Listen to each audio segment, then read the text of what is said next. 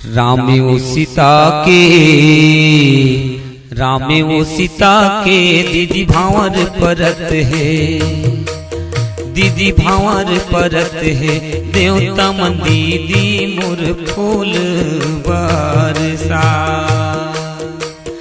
देवता मन दीदी मोर फूल बरसा। रामे वो सीता के दीदी भावर परत है, दीदी भावर परत है। देवता मन दीदी मोर फूल बरसा, देवता मन दीदी मोर फूल बरसा।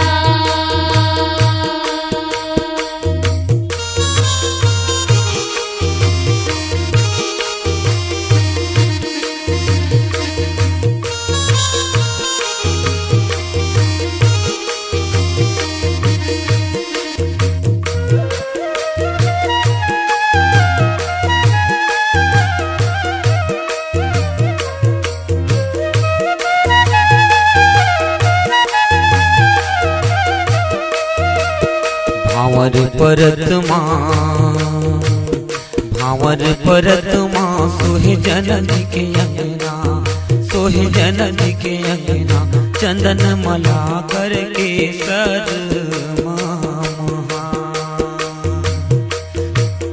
चंदन मला करके सर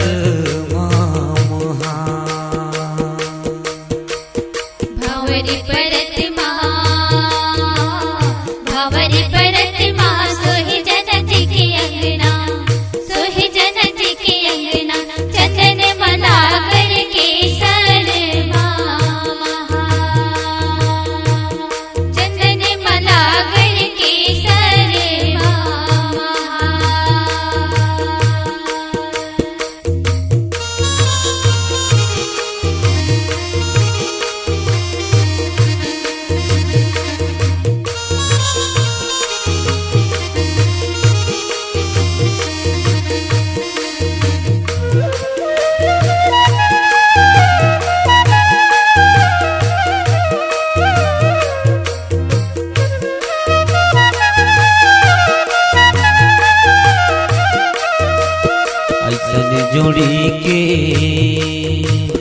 ऐसन जोड़ी के दीदी रूप ल देख के, दीदी रूप ल देख के। राती काम देव हाला जा, राती काम देव हाला जा। ऐसन जोड़ी के दीदी रूप ल देख के, दीदी रूप ल देख के। राती काम देव हाला जा, राती काम देव हाला जा।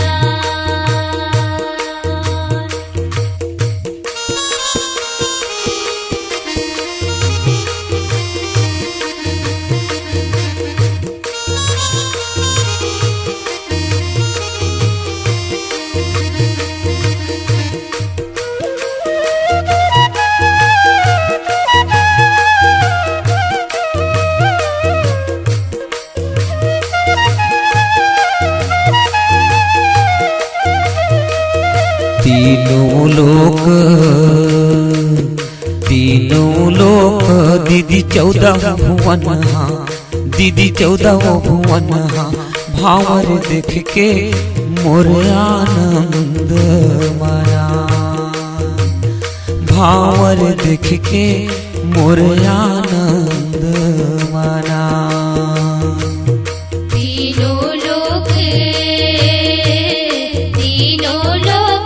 दीदी 14 भुवन हाँ, दीदी 14 भुवन हाँ। भावर देख के मोर आनंद मना, भावर देख के मोर आनंद मना, भावर देख के मोर आनंद बोल श्री रामचंद्र की जय। जय।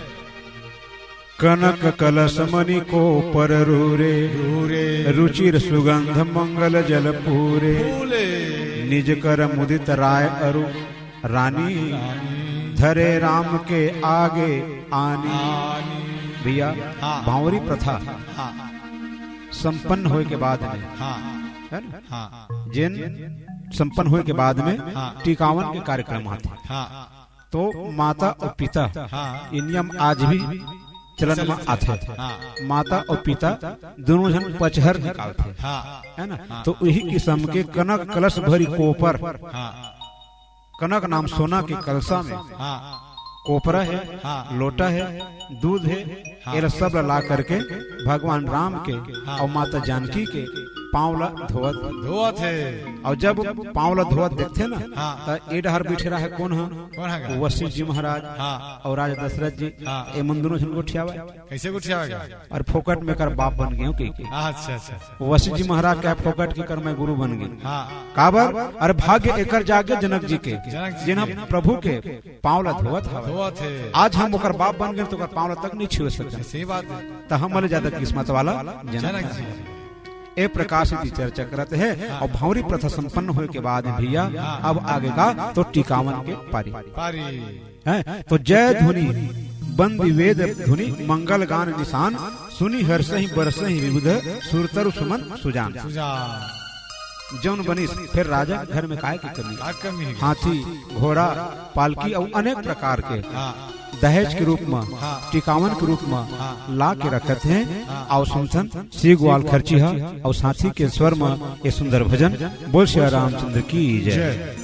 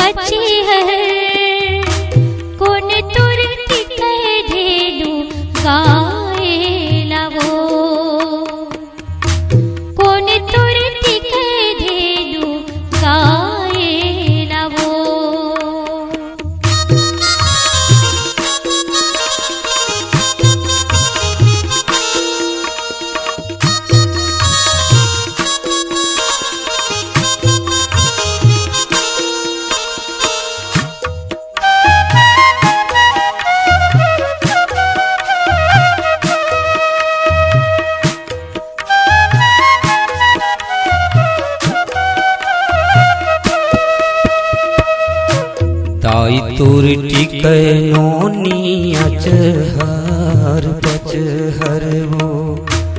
दाई तुर टिकै नोनिया चहर बचहर वो।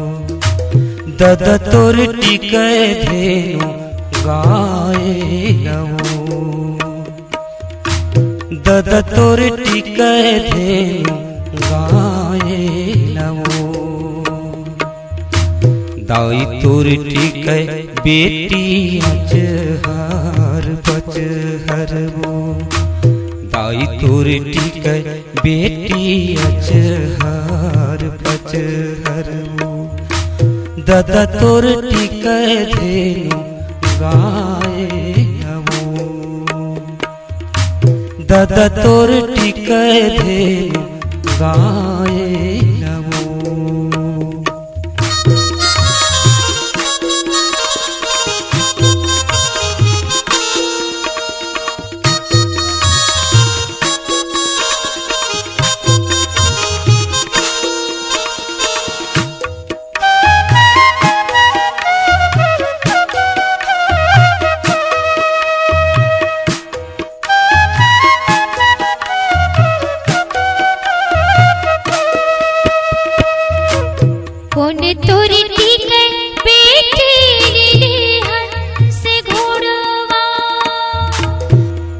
तुरी टीके बेटी हंस घोड़वा कौन पुरवे तुर दुलारे लहो कौन पुरवे तुर दुलारे लहो कौन तुरी टीके बेटी हंस घोड़वा कौन तुरी टीके बेटी हंस घोड़वा कौन पुरवे तुर दुलारे लहो कौन पुरवे तुर दुलारे लहो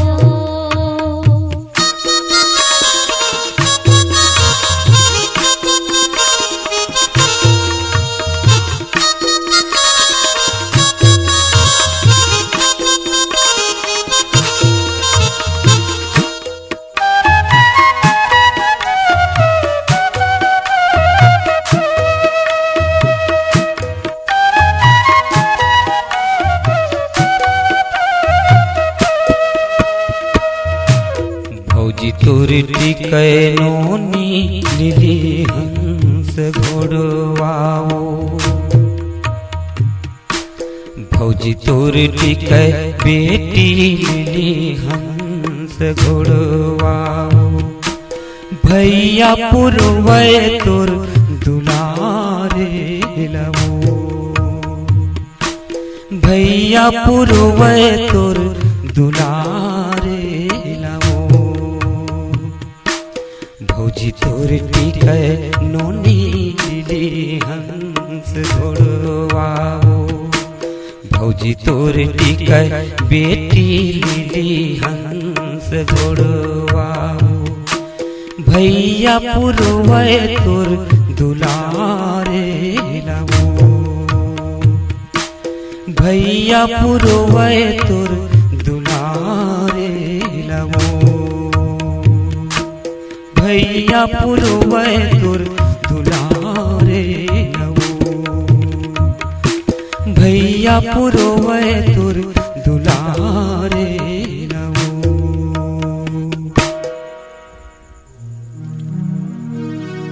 वस्तु अनेक करिय कि मिलेखा करी न जाई जान ही जिन देखा भैया हाँ राजा के यहाँ का बात की कमी कहीं बात कमी नहीं है रहा ना? अनेक प्रकार के हाँ जिन्हें गिनती में नहीं आवे नहीं आओ भाई वस्त्राभूषण है आओ हाथी घोड़ा है हाँ जी रथ पालकी है हाँ। सोना चांदी है हाँ। ये सब अतिरिक्त है दीज कि रखे की जगह नहीं रही गई सही बात है दशरथ जी महाराज हर हाँ ब्राह्मण मनला हाँ। याचक गण मनला हो दान देवत गिस अच्छा। और जिन हम बाँच के ओला कहाँ ले तो जीवनाश में ले हाँ ओकर बाद भैया ए तरफ पर राजा जनक जी तो बराती मन के भोजन की व्यवस्था करते हाँ तो राजा के यहाँ 56 प्रकार के व्यंजन हाँ जिला राम कलेवा कहे जाते हैं हाँ है ना? हाँ तो ए तरफ पर चारों भाई सुंदर भोजन करे बर निवास में आए हैं हाँ और वही बीच में माता सीता के संग में ओकर सहेली मन घलो आए हैं हाँ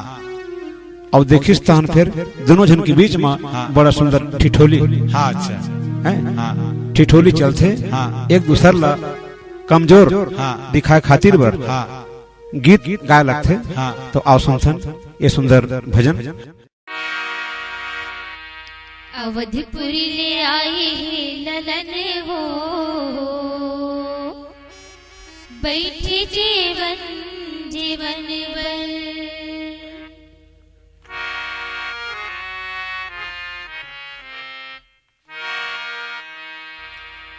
अवधपुरी ले आए ललन हो बैठे जीवन जीवन बल अवधपुरी ले आए ललन हो बैठे जीवन जीवन बल जीवन जीवन बर हो जीवन जीवन बल जीवन जीवन बर हो जीवन जीवन बल अवधपुरी ले आए ललन हो बैठे जीवन जीवन बल अवधपुरी ले आए ललन हो बैठे जीवन जीवन बल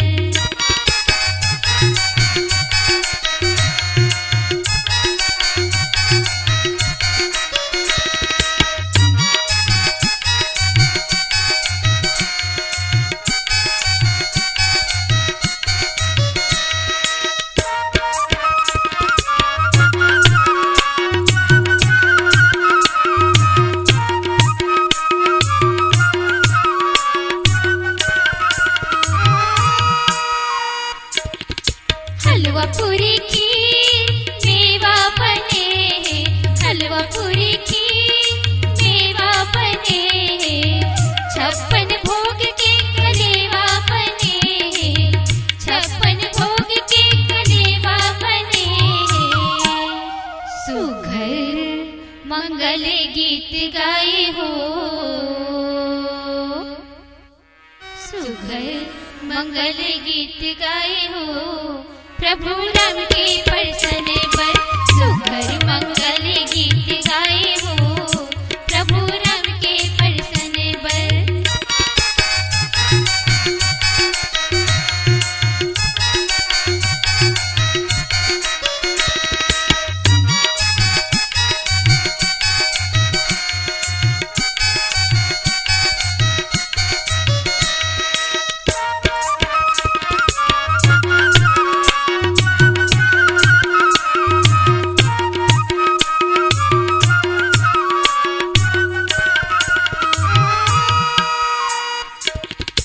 अवध माँ चंपा सुनेहा वन भारी, अवध माँ चंपा सुनेहा वन भारी, खीर के खाएले बनथे महतारी, खीर के खाएले बनथे महतारी।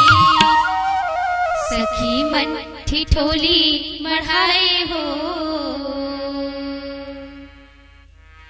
सखी मन ठिठोली मढ़ाए हो, भैया लखन के जलन पर सखी मन ठिठोली मढ़ाए हो, भैया लखन के जलन पर।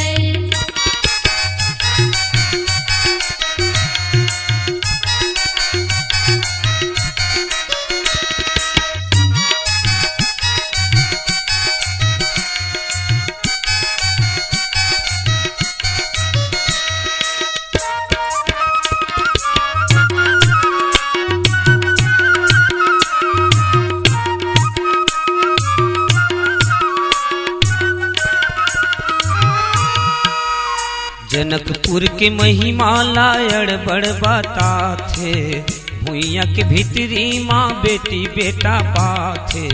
जनकपुर के महिमा लायड़ बड़ बाता थे, भुइया के भीतरी माँ बेटी बेटा पाथे।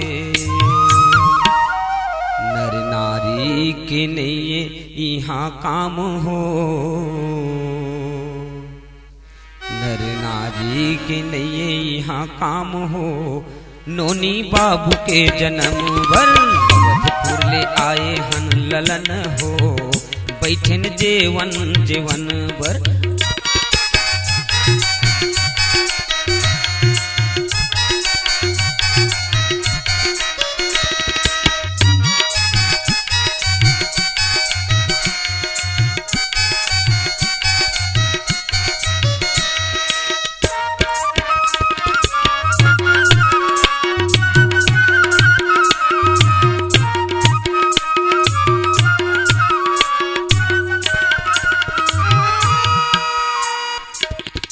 चिन्हावत नैये घरतिया बरतिया, खुशी मगन है जनकपुर नागरिया, चिन्हावत नैये घरतिया बरतिया, खुशी मगन है जनकपुर नागरिया। देवी देवता मन सबो सकलाए हो, देवी देवता मन सबो सकलाए हो, सिया राम के दर्शन बर। अवधपुर ले आए हे ललन हो, बैठ जेवन जेवन बर, जेवन जेवन बर हो, जेवन जेवन बर, जेवन जेवन बर हो, जेवन जेवन बर। अवधपुर ले आए हे ललन हो, अवधपुर ले आए हे ललन हो, बैठ जेवन जेवन बर। अवधपुर ले आए हे ललन हो, बैठ जेवन जेवन बर। अवधपुर ले आए हे ललन हो, बैठ जेवन जेवन बर। अवधपुर ले आए हे ललन हो, बैठ जेवन जेवन बर। अवधपुर ले आए हे ललन हो, बैठ जेवन जेवन बर। प्रेम विवश परिवार सब जान सुलगन नरेश कुंवरी चढ़ाई पालकी सुमिरे सिद्धि गणेश। आदरणीय सज्जनों, हाँ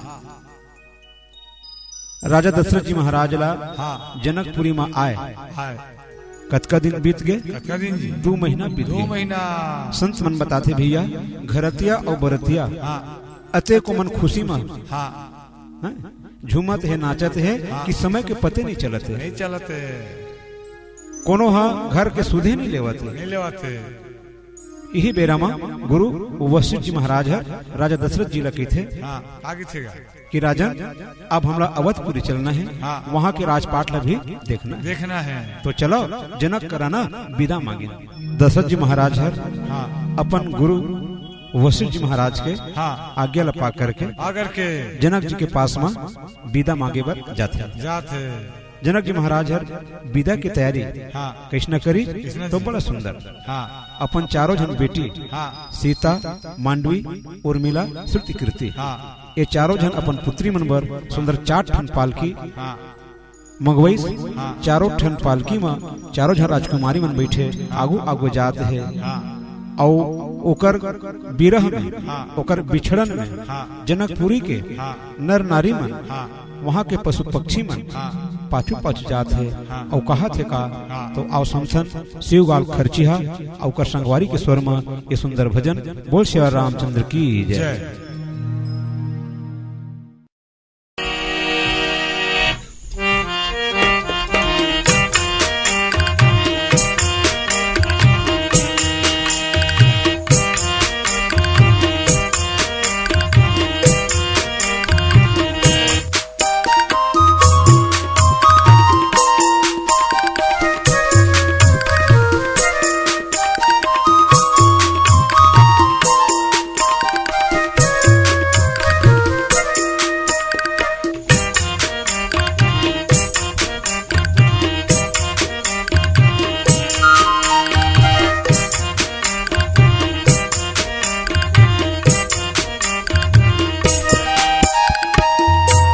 जाओ जाओ बेटी जा, जाओ जाओ सीता जा। जाओ बेटी जाओ दुलोरे जाओ सीता जा। जाओ बेटी जाओ दुलोरे जाओ सीता जा। कुल की तैनाज बचावे, नारी धर्म निभावे। कुल की तैनाज बचावे, नारी धर्म निभावे। नारी धर्म हावे पति के सिवा। नारी धर्म हावे पति के सिवा। जाओ जाओ बेटी जा, जाओ जाओ सीता जा।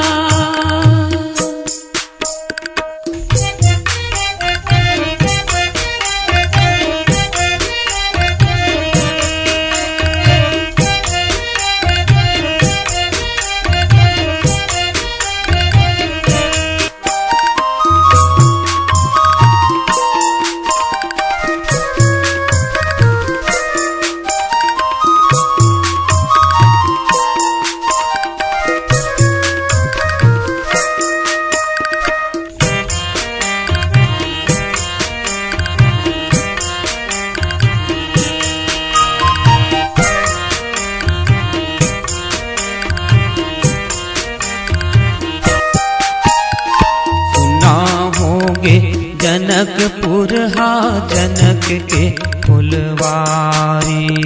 सुना होगे जनकपुर हा जनक के फुलवारी।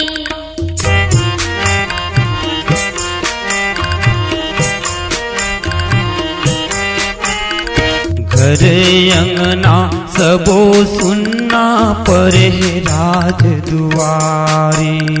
घरे अंगना सबो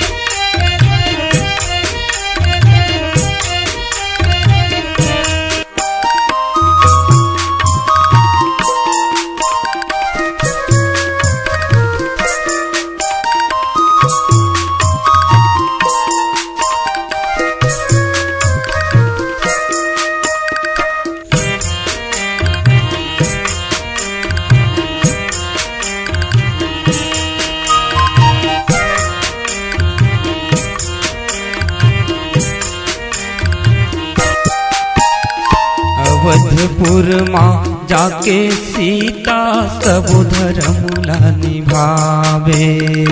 अवधपुर माँ जाके सीता सब धर्म ला निभावे।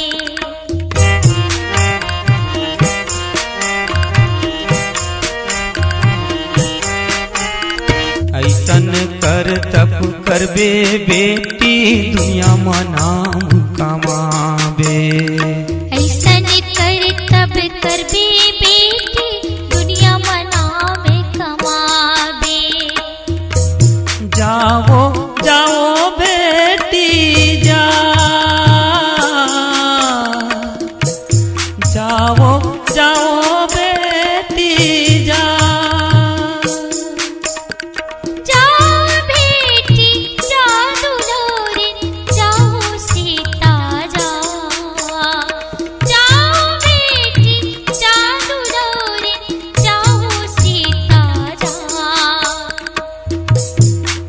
कितने लाज बचावे नारी धर्म निभावे। कुल कितने लाज बचावे नारी धर्म निभावे। नारी धर्म हावे पति के सेवा। नारी धर्म हावे पति के सेवा। जाओ जाओ बेटी जा, जाओ जाओ सीता जा।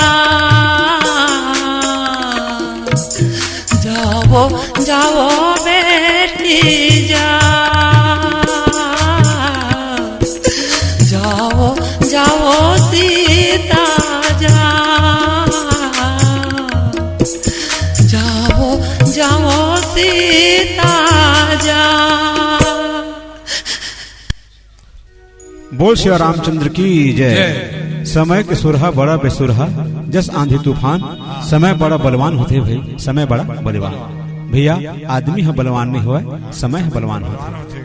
आज आप मन लोक सुरमानस परिवार के तरफले प्रभु श्री रामचंद्र जी माँ जानकी के विवाह के प्रसंग, ज्ञान और भक्ति के प्रसंग आप में सुनत रहे। जेकर से हमला अर्थ धर्म काम मोक्ष ये 4 प्रकार के फल के प्राप्ति होती। वो समय जिन्हें राम जानकी के विवाह देखें उन बड़ा धन्य होगी। भैया गोसाई तुलसीदास जी महाराज है ये प्रसंग के माध्यम ले हम सब जनमानस ला एक संदेश भेजते कि प्रभु के सुंदर पावन चरित्र ला सुन करके पढ़ करके अपन जीवन में उतारे के प्रयास करें, जेकर से आत्म कल्याण विश्व कल्याण हो सकत है। तो आओ सुनी जे लगावत है डॉक्टर टेक राम जी साहू और ओकर संगवारी मन के स्वर में ये सुंदर काया खंड के भजन। बोल श्री रामचंद्र की जय। पाप पुण्य के दूठन रता पुण्य रजता में जावे। करनी के फल तोला मिली फिर पाछू पछतावे। फिर पाछू पछतावे। सियावर रामचंद्र की जय।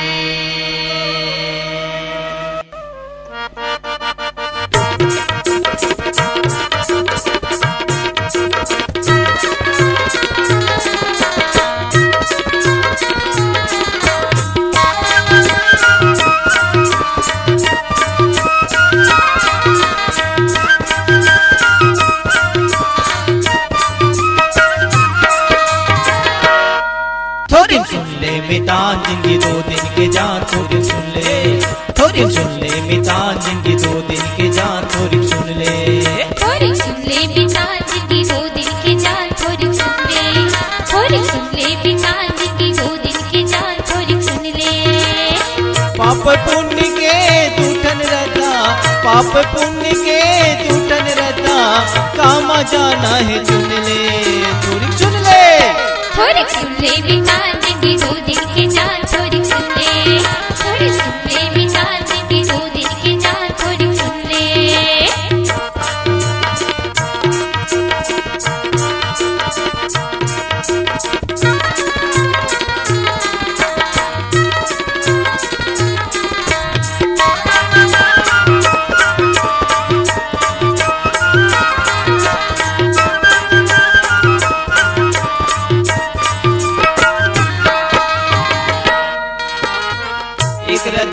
चलिस राजा रावण दी के दिया बुझागे दी के दिया बुझागे ग भैया दी के दिया बुझागे एक रदामा चलिस राजा हरिचंद राजा दानी कहागे राजधानी कहागे ग भैया राजधानी कहागे कामा जाबे कालत छोड़ दे कामा जाबे कालत छोड़ दे मन मत बन गुन ले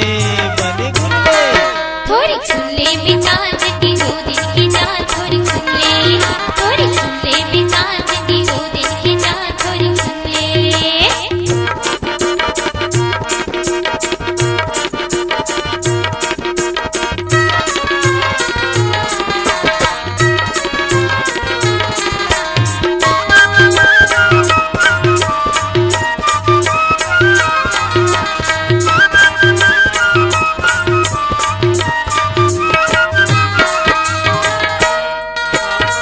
सच के रदामा जाबे रे संगी मन हतोरे हर साही मन हतोर हरि साही रे संगी मन हतोर हरि साही नाम अमर हो जाही रे जग मां दुनिया हाँ सहराही दुनिया हाँ सहराही रे संगी दुनिया हाँ सहराही जिंदगी के रास्ता बड़ दुर्लभ है जिंदगी के रास्ता बड़ दुर्लभ है पाँव रख बे चुन चुन के थोड़ी सुन ले बिचार की 2 दिन की जान थोड़ी सुन ले बिचार की 2 दिन की जान थोड़ी सुन ले बिचार की 2 दिन की जान थोड़ी सुन ले बिचार की 2 दिन की जान थोड़ी सुन ले बिचार की 2 दिन की जान थोड़ी सुन ले बिचार